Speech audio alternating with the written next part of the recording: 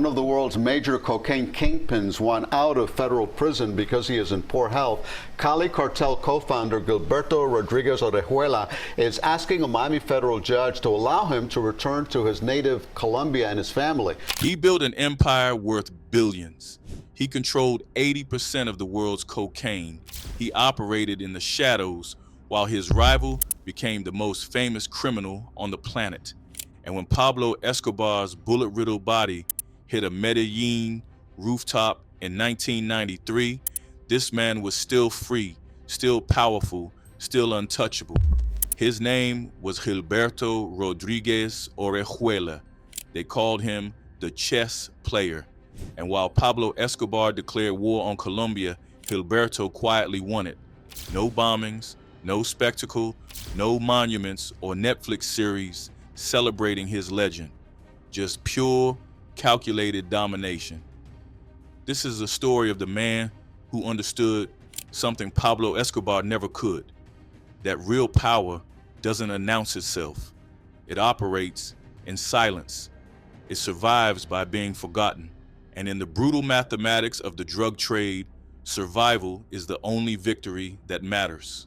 Gilberto Rodriguez Orejuela was born on January 30th, 1939 in Mariquita, Colombia, a small town in the Tolima department, far from the violence that would later consume Medellin. He wasn't born into cartel royalty. He wasn't the son of smugglers or gunmen. He came from a middle-class family and showed early signs of something rare in the drug world: discipline and intelligence. While other traffickers were building reputations through violence, Gilberto was studying business, learning systems, understanding how power actually works. He started small, legitimate businesses, import-export operations, pharmacy chains, the kind of enterprises that look clean on paper and launder money through layers of corporate structure. By the time he entered the cocaine trade in the late 1970s, he wasn't a street dealer clawing his way up. He was a businessman looking to dominate a market. And he had a partner who thought exactly like him, his younger brother, Miguel Rodriguez Orejuela. Together, they co-founded what would become the Cali Cartel, named after the city that became their base of operations. Unlike Medellin, which produced Pablo Escobar's mythology of violence, Cali produced something far more dangerous: a corporate criminal empire. Gilberto brought the strategy. Miguel brought the operational ruthlessness, and together they built a machine that moved cocaine with the efficiency of a Fortune 500 company. Their model was revolutionary for its time. Where Pablo Escobar relied on intimidation and terror, the Cali Cartel relied on corruption and intelligence. They didn't kill judges, they bought them. They didn't bomb police stations, they put officers on payroll. They understood that violence attracts attention. Attention attracts law enforcement, and law enforcement disrupts business. Gilberto earned his nickname, the chess player, because that's exactly how he operated.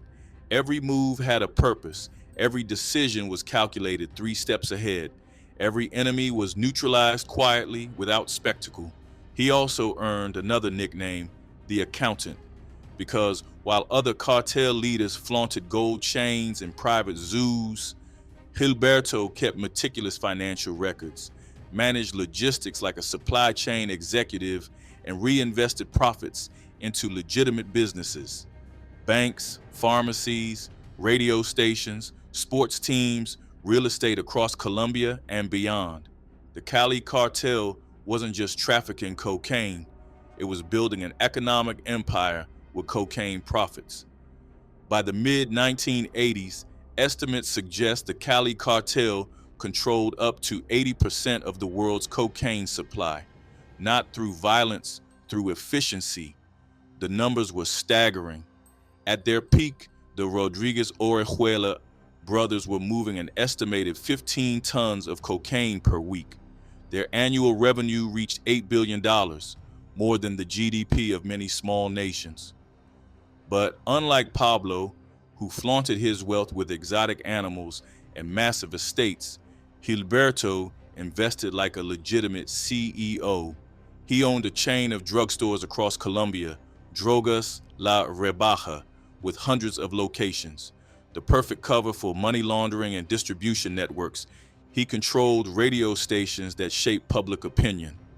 He owned the America de Cali soccer team, one of Colombia's most successful clubs, using it to launder millions while becoming a beloved local figure. He held real estate portfolios spanning multiple countries, banks in Colombia, shipping companies, import-export businesses, each one a layer of legitimacy over criminal profits. And unlike Escobar's crude cash-counting operations, Gilberto employed accountants, lawyers, and financial advisors who structured his empire like a multinational corporation. He wasn't just a drug trafficker, he was a businessman who happened to traffic drugs. And Gilberto Rodriguez Orejuela was the quiet mastermind behind it all. While Pablo Escobar appeared on magazine covers and became a household name, Gilberto remained a ghost. Few photos, no interviews, no public persona. History remembers noise. It forgets efficiency. To understand how Gilberto outsmarted Pablo Escobar, you need to understand the fundamental difference in their philosophies. Pablo Escobar believed in dominance through fear. If you challenged him, he killed you. If the government resisted him, he bombed them. If judges convicted his men, he murdered their families. He called it plata o plomo, silver or lead. Take the bribe or take the bullet. It worked for a time, but fear has a cost. It makes you visible. It makes you the priority. It turns the entire machinery of government and international law enforcement against you. Gilberto Rodriguez Orejuela understood this fatal flaw in Pablo's strategy. So he did something brilliant. He let Pablo destroy himself. While Escobar's Medellin cartel waged war against the Colombian state throughout the late 1980s and early 1990s, Gilberto watched from Cali and simply waited. When Pablo bombed the DAS building in Bogota in 1989, killing 63 people, Gilberto stayed silent and continued business as usual. When Pablo ordered the assassination of presidential candidate Luis Carlos Galán, triggering a nationwide manhunt, Gilberto kept his head down and expanded operations. When Pablo bombed Avianca Flight 203, killing 110 people to target one politician who wasn't even on the plane, Gilberto quietly built relationships with the same authorities hunting Escobar. He understood a simple truth. Every bomb Pablo detonated made him more famous and more doomed. The Colombian government couldn't negotiate with someone who humiliated them publicly. The United States couldn't ignore someone who killed American citizens. International pressure mounted with every attack. And while the full force of law enforcement focused on Medellin, the Cali Cartel operated with relative freedom. Gilberto wasn't just avoiding attention.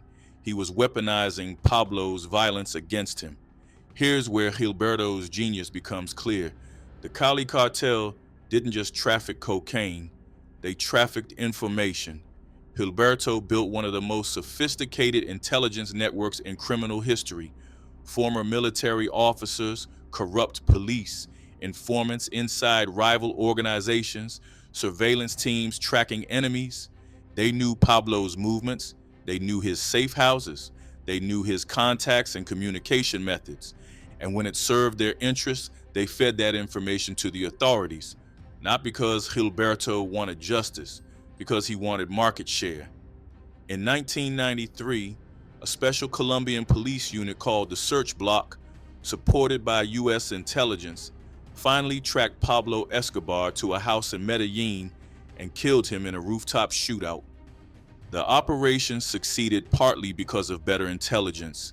Intelligence that some investigators believe came, at least in part, from the Cali Cartel's network. Gilberto helped kill his rival without firing a single shot. This is the ultimate irony. The man who built his empire on avoiding violence survived longer than the man who embraced it. Pablo Escobar became the most famous criminal in history and died at 44, hunted like an animal. Gilberto Rodriguez Orejuela became a footnote and remained free for another 2 years, controlling billions. But Gilberto's most important insight, the one that kept him alive while Pablo died, was understanding the state itself. He recognized something fundamental. Governments can tolerate corruption. They cannot tolerate humiliation. Pablo Escobar humiliated Colombia. He showed the world that a drug trafficker could bomb government buildings, kill presidential candidates, and challenge state authority openly. That kind of humiliation demands a response. It makes negotiation impossible. It turns the full power of the state against you. Gilberto never made that mistake. Instead of bombs, he paid bribes. Instead of assassinations, he bought silence. Instead of declaring war, he treated government as a system to be managed. He understood that most officials aren't looking to be heroes. They're looking to survive, advance their careers, provide for their families. So he gave them what they wanted: money, favors, mutually beneficial arrangements. Judges received envelopes. Politicians received campaign donations. Police commanders received monthly payments. Military officers received bonuses for looking the other way. The Cali Cartel's corruption network was so extensive that in 1994, it was revealed they had infiltrated the campaign of President Ernesto Samper, providing millions in illegal contributions. The scandal nearly destroyed Colombian democracy, but for Gilberto, it was just business. He never challenged the system, he became part of it. This strategy kept him invisible. While international headlines screamed about Pablo Escobar, few people outside Colombia had even heard of Gilberto Rodriguez Orejuela, and that's exactly how he wanted it. By 1995, with Pablo Escobar dead and the Medellin cartel dismantled, the Cali Cartel stood as the undisputed power in the cocaine trade. Estimates suggest they were moving 15 tons of cocaine per week into the United States alone. Their annual revenue exceeded $8 billion, more than some national economies. Gilberto had won. The chess match was over, but victory created a new problem: visibility.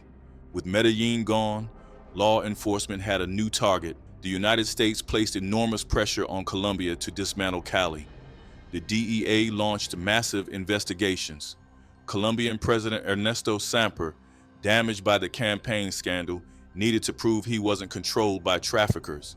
The heat was coming, and for the first time, Gilberto couldn't hide in someone else's shadow.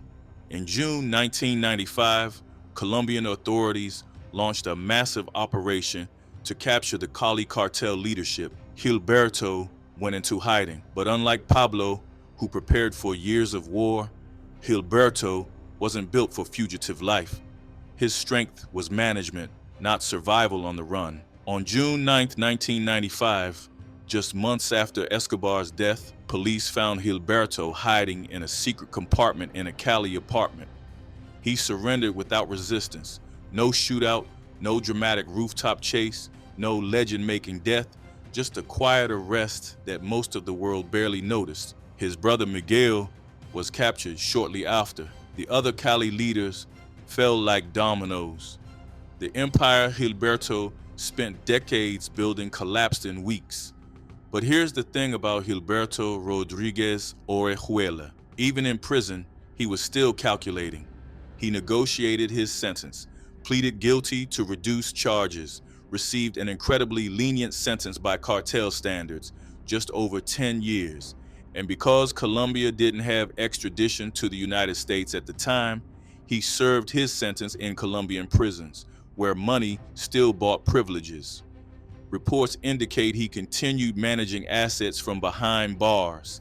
His family remained wealthy. His businesses continued operating under different names. He was released in 2002, having served about 7 years. For most criminals, this would be the end. Quiet retirement with hidden millions. But Gilberto made one final miscalculation. In 2003, shortly after his release, Colombian law changed. Extradition to the United States was reinstated for major drug traffickers, and the DEA hadn't forgotten about Gilberto Rodriguez Orejuela. In 2004, he was rearrested on new charges, and this time extradited to the United States. In 2006, he pleaded guilty in federal court and was sentenced to 30 years in a U.S. federal prison. No more bribes, no more corruption, no more negotiated sentences. American maximum security prisons don't care how smart you are or how many billions you made. Gilberto was sent to F.C. Your Butner in North Carolina, where he served alongside other infamous criminals in conditions far harsher than anything he experienced in Colombia. On May 31st, 2022, Gilberto Rodriguez Orejuela died in prison at age 83. Colon cancer, no headlines, no tributes, no Netflix documentaries celebrating his life. He died the way he lived, quietly, efficiently, and largely forgotten by history. His brother Miguel remains in U.S. custody, serving his own 30-year sentence. The Cali Cartel, once worth billions and controlling 80% of the world's cocaine, is a memory. The empire dissolved, the money hidden or seized, the power structure dismantled, and Gilberto Rodriguez Orejuela, the man who outsmarted Pablo Escobar, died in a prison cell thousands of miles from the city he once controlled. So why is Gilberto forgotten while Pablo remains a global icon? Because Pablo gave the world a story, a mythology, a character they could turn into movies and television series. He was the peasant who became a billionaire, the Robin Hood who built soccer fields for the poor, the kingpin who declared war on governments. Pablo Escobar was dramatic, photogenic, quotable. He made noise, and noise makes legends. Gilberto Rodriguez Orejuela made money. He built systems. He operated in shadows. He was efficient, methodical, boring. And history doesn't remember boring. But here's the paradox. Gilberto's strategy, the intelligence over violence, the patience over spectacle, the corruption over confrontation, is exactly what allowed him to outlast Pablo. While Escobar died at 44 in a blaze of gunfire, Gilberto lived to 83, dying of natural causes. While Escobar's family fled into hiding with nothing, Gilberto's family reportedly retained significant wealth even after his imprisonment. While Escobar's empire was destroyed within months of his death, Cali's infrastructure survived for years, eventually absorbed by new cartels. By every practical measure, Gilberto won, but nobody remembers winners who don't make noise. And that might be the final lesson of Gilberto Rodriguez Orejuela's life. In the drug trade, in any criminal enterprise, there are two kinds of power. The first is the power of fear, the power that makes your enemies submit through violence and your legend grow through brutality. Pablo Escobar had this power. It made him famous. It made him feared. It made him immortal in public memory, and it killed him. The second is the power of control, the power that operates through systems, maintains itself through corruption, and survives through invisibility. Gilberto Rodriguez Orejuela had this power. It made him rich. It kept him alive. It let him die an old man, but it made him forgettable. The question isn't which power is better. The question is which one you value more, legacy or longevity. Pablo chose legacy. He's on t-shirts in museums and countless films and documentaries. Gilberto chose longevity. He's a footnote most people have never heard of, but he lived 3 decades longer than his rival and died peacefully in his sleep rather than in a hail of bullets. History remembers noise, but sometimes silence is the smarter play. Gilberto Rodriguez Orejuela understood that the greatest trick in the drug war isn't becoming the most feared, it's never becoming the target. While the world watched Pablo Escobar's empire burn, Gilberto quietly built his. While governments mobilized armies to kill Escobar, they accepted bribes from Orejuela. While journalists made Pablo a household name, Gilberto remained anonymous. He let his enemy absorb the heat. He weaponized information against rivals. He treated the state as a system to manage, not an enemy to fight. And for years, it worked perfectly. Until it didn't. Because here's the truth that both Pablo and Gilberto eventually learned. In the drug trade, there are no permanent victories. Violence gets you killed quickly. Intelligence keeps you alive longer. But the game itself is unwinnable. Pablo died on a rooftop at 44. Gilberto died in a prison cell at 83. Different timelines, same ending. The only question is how long you can delay the inevitable. And in that calculation, in that brutal math of survival, Gilberto Rodriguez Orejuela was the smartest player in the game. He just wasn't smart enough to win. The story of Gilberto Rodriguez Orejuela isn't just about one cartel boss who outsmarted another. It's about the difference between fame and power, between spectacle and strategy, between the legend you leave and the life you live. Pablo Escobar chose to be remembered. Gilberto Rodriguez Orejuela chose to survive. One became immortal, the other became invisible, and in the end, both ended up defeated by the very system they tried to control. But the lesson remains. Real power doesn't announce itself. It operates in silence, controls through systems, and survives by being forgotten. Gilberto Rodriguez Orejuela proved that. He outsmarted the most famous criminal in history, and the world never even noticed. If you want to understand how cartels actually operate, not the mythology, but the mechanics, subscribe to our channel. We explore the strategies, the intelligence, the business decisions that built criminal empires. Because in a drug trade, the loudest voice isn't always the smartest. Sometimes the person you've never heard of is the one who actually won. And Gilberto Rodriguez Orejuela, the chess player, the accountant, the forgotten boss who controlled billions, deserves to be remembered for exactly what he was. The man who understood that in a world of violence, intelligence is the ultimate weapon. Even if history has already forgotten his name,